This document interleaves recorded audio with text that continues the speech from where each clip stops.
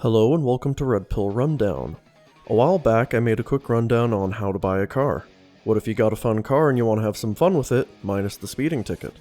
No worries, because here's your quick rundown on track days, bro. Assuming this is your first time, you'll want to do a beginner event and then move up as you get more comfortable with everything. Autocross can be a good place to start.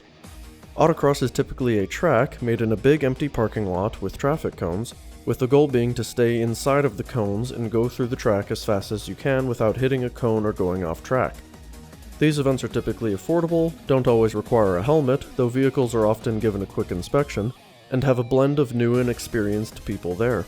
This makes it a great entry-level event while also having experienced drivers to learn from and sometimes ride with for additional fun.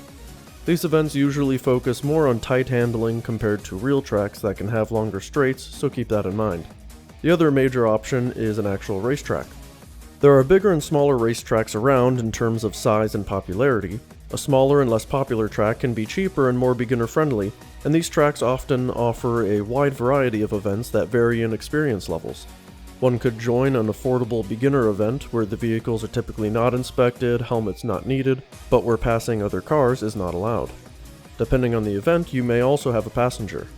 These events can also have a short classroom session beforehand. This can be a great way to get into track days as one can learn how to drive on a real track, learning how to drive efficiently with real-world experience.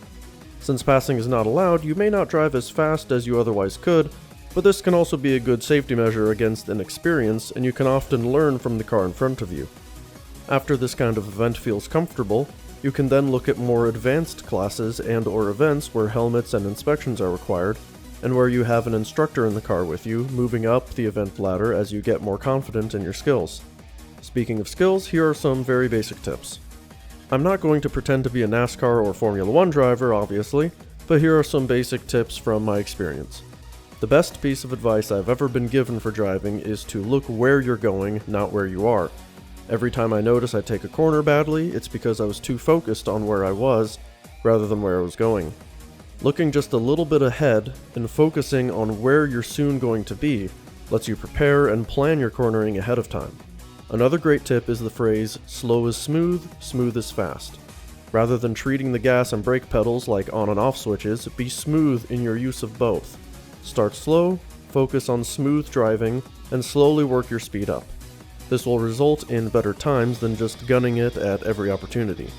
Being smoother with your acceleration also results in using the brakes less, which is great as brakes can fade and become weaker at varying levels depending on the car and quality of brakes, and how hard you use them.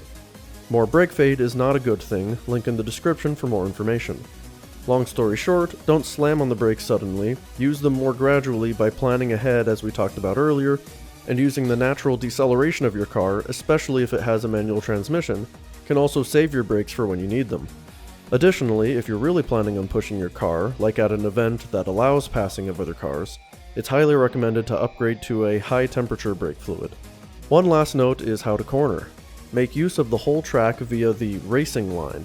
For example, if you have a right turn coming up, at the beginning you should be braking and/or downshifting on the far left side of the track, cutting in at the apex or middle of the turn, and then finishing by accelerating out of the turn, ending up at the far left side of the track again. Some last pieces of information for track days. Prepare. Before the track day, check your car's fluids like coolant, oil, brake fluid, etc. to make sure that they are at a good level, and likewise checking your tire pressure. Side note, get an action camera like a GoPro or a cheap knockoff like I did to record the track sessions, links in the description for cheap stuff that I use. We also need to talk about the different kinds of cars, their roles, and potential upgrades for increased track performance. If you have only one car that is both your daily driver and track car, then you likely have plenty of stuff in your car for different purposes. Before the track day, it's a good idea to remove unnecessary weight and take stuff that isn't needed for the track into your home.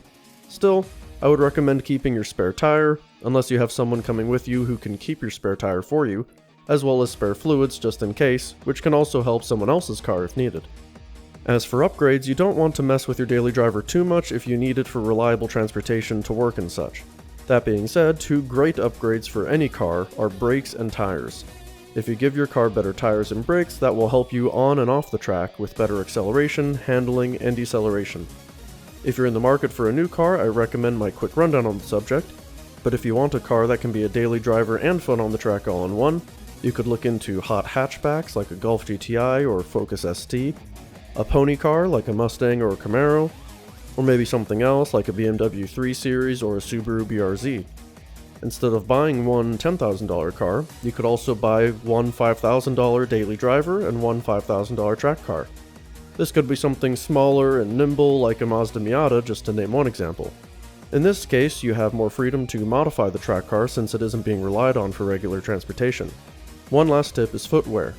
You don't want to wear thick boots for a track day. Wear shoes with minimal padding so you can have greater pedal sensitivity. There are dedicated racing shoes you can buy, but a cheaper alternative is an old pair of tennis shoes with the soles ripped out, which is honestly what I do since they double as cheap lifting shoes. That's your quick rundown, links in the description. Special thanks to a good friend for helping me with this topic, and I'll see you guys later.